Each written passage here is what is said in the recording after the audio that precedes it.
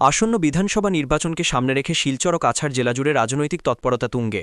কংগ্রেসসহ বিভিন্ন রাজনৈতিক দল ইতিমধ্যেই প্রার্থী বাছাইয়ের প্রক্রিয়া শুরু করেছে। শিলচর এবং জেলার একাধিক বিধানসভা আসনে কংগ্রেসের টিকিট পেতে দলের বহু নেতা গুয়াহাটির রাজীব ভবনে আবেদনপত্র জমা দিয়েছেন। এই আবেদনের মধ্যেই বিশেষভাবে আলোচনার কেন্দ্রে উঠে এসেছে সোনাই বিধানসভা কেন্দ্র।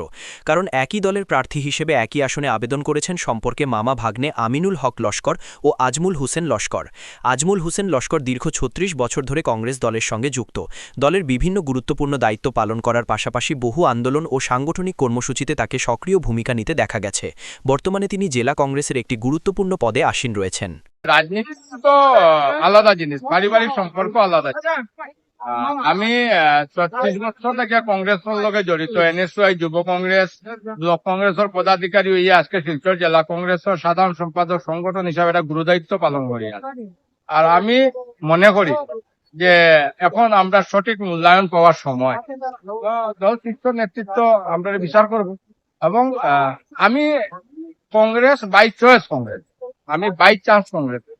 বাই চয়েস হইল আমি এনএসইউ থেকে 18 বছর বয়স এনএসইউ একজন কর্মী হিসাবে কাছাড় কলেজের ছাত্র সংসদ নির্বাচন আমি জয়ী হয়ে আই। এরপর থেকে দীর্ঘ এই জীবন প্রতিক্রমা কংগ্রেসের সাথে।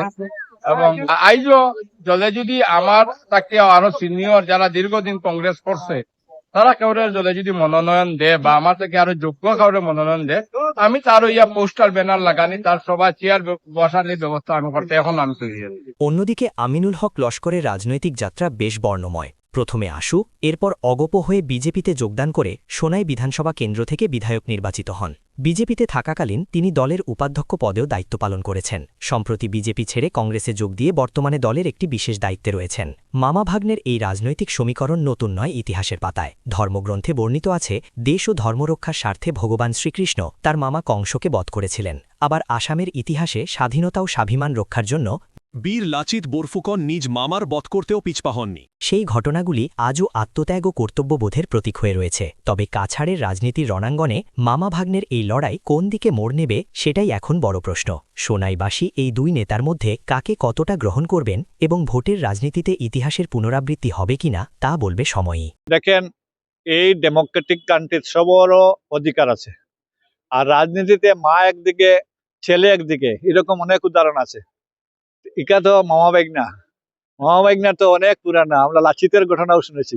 এর জন্য এটা কোনো বড় কথা নাই। বা বাইগনা যদি উপযুক্ত তাকে উপযুক্ত হয়, দলের টিকিট দেয়, সবচেয়ে বেশি খুশি মামা হব।